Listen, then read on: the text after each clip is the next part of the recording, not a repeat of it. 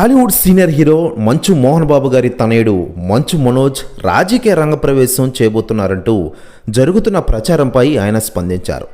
గత 2 రోజులుగా Manchu Manoj political entry గురించి సోషల్ మీడియాలో వార్తలు వస్తూ ఉన్నాయి. మంచు మనోజ్ రాజకీయాలకు వస్తున్నారని, ఆళ్లగడ్డలో బోమా శోభా నాగిరెడ్డి జయంతి సందర్భంగా ప్రకటన చేస్తారంటూ ప్రచారం జరిగింది. అలాగే మంచు మనోజ్ జనసేనలో చేరబోతున్నారంటూ వార్తలు వచ్చాయి. బహిరంగ ప్రకటన తర్వాత జనసేన అధినేత పవన్ కళ్యాణ్ను కలిసి మంచు మనోజ్ జనసేన కండువా కప్పుకుంటారంటూ పోస్టులు, ట్వీట్లు వైరల్ అయిన విషయం మనకందరికీ తెలిసిందే.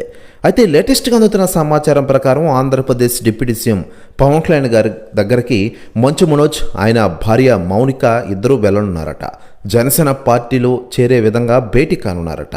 ప్రస్తుతం న్యూస్ కూడా తెగ వైరల్ అవుతోంది ఆంధ్రప్రదేశ్ రాష్ట్ర రాజకీయాల్లో.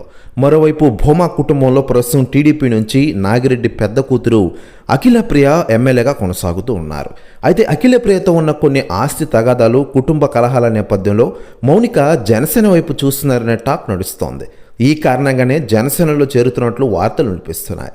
పవన్ కళ్యాణ్ గారు కూడా గ్రీన్ సిగ్నల్ ఇచ్చినట్లు తెలుస్తోంది. జనసేనలో ఉంటే టికెట్ కూడా దక్కే అవకాశం ఉండడంతో ఈ నిర్ణయం తీసుకున్నట్లు తెలుస్తోంది.